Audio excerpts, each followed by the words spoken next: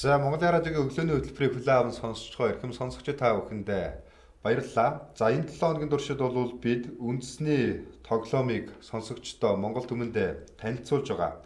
Маш олон хүмүүс нэрээ үндэснийхээ хэв шинжийг хадгалсан тоглоомуудыг тоглож наадахаа болсон байна. За энэ хүрээнд бас ямар тоглоомууд байдсан бэ гэдгийг танилцуулаач гэсэн хүсэлтүүд их байдаг учраас бид өглөө хөтөлбөрөөр дамжуулаад үндэснийхээ тоглоомуудыг бол бас цувралаар хүргэж байгаа. За өнөөдрийн зочин бол их онцлог хүн байгаа. Анагаахын шинжилгээ ухааны нүүр ам судлалын 6 дугаар курсын оюутан Амар болд. Оюутан мөртлөөсөө үндэсний тоглоомоор хэрхэн яаж тоглодгийг, үндэсний тоглоомыг хэрхэн яаж хөгжүүлж байгаа талаар. За тэгээд одоо үндэсний тоглоом дээр бол тэр дундаа онцон тоглоомуудыг бол тоглосноор хүний оюуны чадамж өндөр болдог ийм давуу талтай байгаа. Тэгээд өнөөдөр бас бидний урилгыг хүлээн авч манай сонсогчдод Монгол түмэндээ бас үндэсний тоглоомоо танилцуулж байгаа явдалд маш их баярлалаа. Өглөөний мэндийг хүргэе. За баярлалаа. Бүгдэнд нь өглөөний мэнд хүргэе. За өнөөдөр манай сонсогчдод яг ямар тоглоом бас танилцуулахаар студид маань авч ирв. За өнөөглөө болохоор одоо оюун түлхүүр, Монгол түлхүүр гэдэг тоглоом. 2 модны чагтаа онс гэсэн тоглоомыг танилцуулахаар ирсэн байна. За юун түрүүнд бас тоглоомынхаа түүхээс эхлээд манай сонсогчдод хуваалцаад дараа нь тэр тоглоомоор яаж тоглодог вэ, давуу тал нь юу байдаг вэ гэдэг талаар хуваалцъя. За 2 модны онсон тоглоом бол одоо модон онсон тоглоомын хамгийн одоо эхний хялбар загвар гэх юм уу? Тийм бүтцтэй тоглоход одоо энийг одоо салгахын тулд физикийн одоо төвөөс цогтох хүчийг ашиглаж энэ 2 модыг салгах боломжтой байдаг. Физикийн төвөөс цогтох хүч гэдэг маань одоо ямар нэгэн одоо тэгшин гадаргуу дээр энэ хүү тоглоомоо тавьж хагаад эргүүлнэ гэсэн үг байхгүй. Эргүүлсний дараа ингээд салж гэсэн үг. Тийм. Тэгээд энэ аргаас өөр аргаар бол яг салах ёсгүй маш сайн хийгдсэн ийм онс бол салах ямар ч боломжгүй. Тэгээд буцаагаад ингээд одоо жишээ нь хүүхдүүд тоглож байгаа буцаагаад ингээд шийж мэхэд одоо ингээд энэ мод нь ингээд тээг болоод ч юм уу тий. Ингээд тээг болоод тэхгүй ингээд хоёр жишээ ингээд юм байгаад. Тийм учраас хүүхдээс одоо ингээд анхаарал маш их шаардна. Буцаагаад оруулахад хүртэл. Анхаарал, тэнцвэр, гар хурууны мэдрэмж зэрэг ингээд маш олон зүйлсийг ганцхан тоглоом ингээд хийлгэж байгаа байхгүй. За дараагийнх нь бол юу нэ? Тэ? За яг энэний дараагийн загвар бол 3 модны ясан тоглоом. Энэ болохоор ерөнхийдөө 3-аас завар 4-өөс дээш насны баг бүх хүүхдүүд ер нь тоглох боломжтой. Ер нь бол хүүхдүүд тоглож чадчих тоглож үзэхэд. Бас гарахтаа бол нэлээ. Тийм. Яг түлхүүр байгаа. Түлхүүрийг 180 градус эргүүллээ. Тэгэл салчих. Гурлаа салчихна. Тэгээ буцаагаад эвлүүлэхтэй болохоор энэ 2 яг адилхан хэлбэртэй 2 мод байгаа. Энэ хоёрын нэгийг авч үлдээд түлхүүрээ авч үлдээд ингэж оруулаад ингээ буцаагаад эвлүүлчихнэ. Яг энэ онсон тоглоомынхаа тухай бас үг түүхүүдээс нь ерөнхийдөө танилцуулбал бид нар бол сүүлийн үед онсон тоглоомоор оруулах хүмүүсийн тоог бага болчиход байна шүү дээ. Түүхийн ч гэсэн мэдлэг хавралчод байгаа байхгүй юу? Тийм. Түүх гэх юм бол ер нь монголчууд нүүлчин ард түмэн нүүдлээс ер нь холбоотой гарсан тоглоом байгаа. Жишээ нь одоо орон сууцаа нүүж авч явах, гэрийнхаа тавилга, хашаа сарвч те бүгд ингээд салдаг. Буцаад нийлдэг. Учраас онс гэж нэрлсэн байгаа. Онсны ерөнхийдөө утга учир нь. Ганцхан яг манай Монгол онс ингэж хэрэгэлдэг гэсэн бол гэдэг бол бас бодлаа. Дэлхийн бүх улс орнууд онс хэрэгэлдэг байсан. Тэрнээс хамгийн удаан хугацаагаар авч үлдсэн нүүдэлчин юугаа соёлоо алдаагүй учраас л Монгол хамаагүй илүү одоо дэлхийн цар хүнээс илүүгээр сэтгэж илүүгээр онсыг хэрэгэлдэг байсан учраас яхад дэлхийд бол номер 1 явдаг. Ер нь хичнээн төрлийн онсон тоглоом хийж байна ямар болтой вэ? Одоогийн байдлаар нэг 10 төрлийн тоглоом л хийж байгаа. Тийм. За дараагийн эхлээд дугаартаа өнөөдрийн дугаараар бол бид бол ерөнхийдөө дандаа онсон тоглоомуудыг бол нэрлэж танилцуулж байгаа. За дараагийн онс бол миний гарт байна. Уг нь бол ингээд салгахад амархан эвлүүлэхэд аюу хүндрэлтэй. Тэгээд энийг бол хідээс хідэн насны хүүхдүүд ч юм уу том хүмүүс тоглох боломжтой байдیں۔ Одоо жишээлбэл нас бид хүрсэн хүмүүс зориулагдсан онцлог тоглоомууд гэж бас байна уу? За насны ангиллаар нь бас авч үзэх юм бол хідээс хідэн насны хүүхдүүд тоглох боломжтой байна. За. Энэ бол ерөнхийдөө 6-аас дээш насны ямар ч хүн тоглож болно. За хамгийн багадаа л за нэг 5 нас ч юм уу тий хүүхд тоглох боломжтой. 6 модноос бүрдсэн онцлог тоглоом байгаа.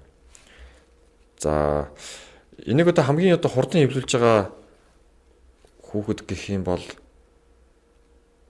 5 секундэд эвлүүлж байсан баха. 5 секунд. Тийм яг 5 секундэд эвлүүлж байсан. Би болохоор өөрөө 5.5 секунд тэр хавцаа эвлүүлж байсан бас. Тийм та. Яг гоо нэг цаг тавиад сонирхолтой байдлаар хоорондоо уралдаж эвлүүлж үзэж байсан. Тэгэхэд бол 5 секундын дотор эвлүүлж сурсан. Сурсан гэн эвлүүлж байсан.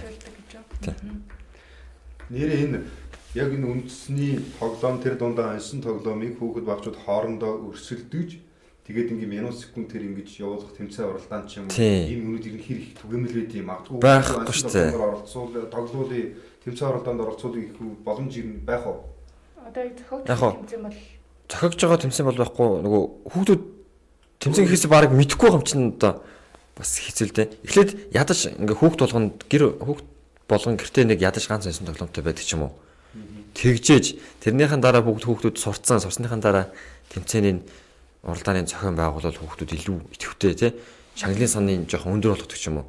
Тэгвэл хүүхдүүд чинь бүр улам ингээл найз нөхдөсөө хараад тий өө тийм үү тэгвэл бүгдээрээ гой сурж агаад хамт олноороо тий ангаараа ч юм уу найз нөхдөөрөө нийлж агаад хурд дэвлүү сураад бүгдээр тэмцээнд орё гэх тий тэгэж тийм маягаар ч юм уу одоо ингээд тоглоом улам хөгжүүлэх бол боломжтой гэж хараад байна.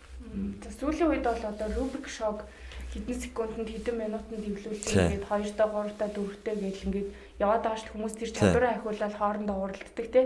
А гэтэл яг энэ дэлхийн дахинаа ингээд баг ийм тоглоомыг ийм секундэд ингэж эвлүүлж ингээл мод болоод байгаа энэ юу бид нэр трендийг бас яг Монгол онсон тоглоом дээрээ буулгаж авчрах бүрэн боломжтой тий. Rubik Shot-оо ингээд онсон тоглоомыг харьцуулах юм бол онсон тоглоомын одоо юуг бол 3000 гаруй төрлийн одоо төмүүлж байгаа оюуханы музей төмүүлж байгаа авч үлдсэн.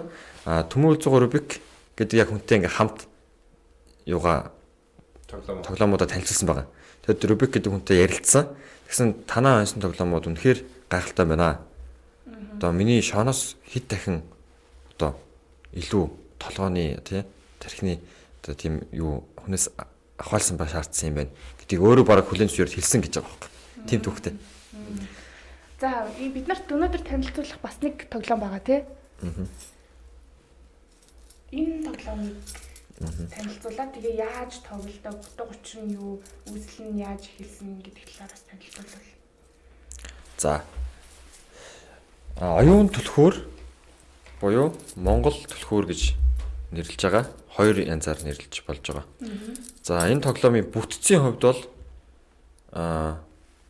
түлхүүр болно цоож гэсэн хэсгээс бүрдэж байгаа. Түлхүүрүүд нь түлхүүрийн бүтц нь энэ цагиргууд 9 цагиргаас бүрдсэн ийм тэг төмрөөс бүрдсэн ийм нарийн ялтас төмрөөс бүрдсэн байгаа. 3 төрлийн. Цоож нь болохоор ингээд дан ийм гарх төмөр битүү. Ийм гарх төмрөөс бүрдсэн ийм бүтцтэй тоглоом байгаа. За үүсэл гарлын хувьд гэх юм бол юу монголчууд нөгөө хүүхдээ хонинд явуулахад нь одоо ингээд энэ тоглоомыг яг төмөр уцаар хийждэг. Янгүүтээ хонинд явуулахад нь ингээд энэ тоглоомоор ингээд тоглож сураараа. Хүүхдээ зааж өгдөггүй. Ингээд өөрөөр нь тоглож одоо ингээд энийг гаргуулж буцаагаад хийдгүү сургадаг. Тийм байсан. Тэгээд энэ хүүхд энийг задлж сургах, гаргах энэ үйл явц нь яг юуг яг цаатах тий философи нь юу вэ нөхөр ямар нэгэн тийм гинтийн зүйл болоход амби аврах ч юм уу цаашдаа амьдралдаа тийм хурц ухаантай оюун бэлтгэлтэй болох тийм зүйлийг тоглоомоор дамжуулж хүүхдэд хүргэдэг байсан гэж үзэж байна. Нэгсэндээ ер нь бол асуудалд шийдэл хайдаг арга замыг нь олох тийм чанар суuna гэсэн үг шүү дээ. За тэгэхээр бид нар бол Өнөөдөр энэ 7 хоногийн туршид үндэснийхээ тоглоомыг Монголынхаа ард түмэнд монголчуудаа радио сонсогчдод танилцуулж байгаа сонсож байгаа хүмүүсийн тухайд ч гэсэн би үндэсний тоглоомоос ийм тоглоомыг одоо бас чадамгаа тоглож чаддаг, мэддэг, онцлог тоглоомод бас манай гэрт байдаг гэсэн хүмүүс их олон байгаа. Тэгэхээр үндэсний тоглоомын нэг онцлог даваа талыг сонсож байгаа хүмүүс болоод үзэж байгаа хүмүүс анзаарч байгаа. Хүүхэд одоо өөрийгөө доктор сууршилтай тэгээд оюун санаагаа чилээж ямар нэгэн зүйл рүү өсчихгүйгээр сууж байгаад хийж чаддгаараа их онцлог байгаад байна. Тэгээд хүүхдийн оюуны чадвар маш их нэмэгдэж байгаагаар онцлог даваа тал байна шүү дээ. Тийм учраас ээж аав эцэг эхчүүд яг энэ үндэсний хэв шинж үндэсний тоглоомоор тоглоулъя гэсэн ээж аавуудын тоо ер нь хэр их байгаа вэ? Сүүлд ингээ харж байгаа. Сүүлийн үед их байгаа. Маш их байгаа. Үндэснийхээ тоглоомоор тоглоулъя. Ядаж нэг ганц хоёр төрлийн аваад хүүхдүүдэд сонирхуулъя. Заримдаа болохоор хүүхдүүд өөрсдөө сонирхно. Ингээд ээж аваа залгаж байгаа байхгүй. Манай хүүхд ингээд өөрөө сонирхоод байна. Тэгээ ийм төрлүүд нь байна уу? Эднийг авъя гэд. Тийм л одоо бас их сонирхлыг татаад байгаа. Тэгээд цаашдаа ингээд тоглоомынхаа төрлүүдийг улам болгоул илүү хүүхдүүдийн анхаарлыг татах хүүхдүүдийг тий одоо ядаж гар утнаас хүмүүс ч ойлгохыг боддог штеп. Гэх мэтчлэн. Гэтэ ер нь бол бас онцон тоглоомоор яг тогснороо одоо маш олон одоо энэ чинээс ингээд 6 мод 9 12 120 240 гэл тоон нэмэгдэл яваад байна. Тэгт тусмаа л илүү хэцүү илүү те. Үний бас анхаарал төвлөрөл одоо ингээд удаан сууж юм хийж чаддаг болох юмд анхааралтай болох гар хүрээний булчин хөгжих юм уу те бага насны хүүхдүүд тийм давуу талуудыг онцон тоглоом тоглоснороо ингээд төлөвшөж бие хүн болж одоо чаддаг гэх юм уу. Тийм. За баярлалаа. Өнөөдрийнхөө дугаараар бид сонсогчид та бүхэндээ Монгол үндэсний тэр дундаа онцон тоглоомыг хэрхэн яаж тоглож сурах тухай мэдээллийг хүргэлээ. Нэвтрүүлгийн студид хүрэлцэн ирсэн Амгийнхын шинжилгээ ухааны нүүр ам судлалын 6 дугаар курс оюутан Амар Олдтой баярлалаа. За баярлалаа.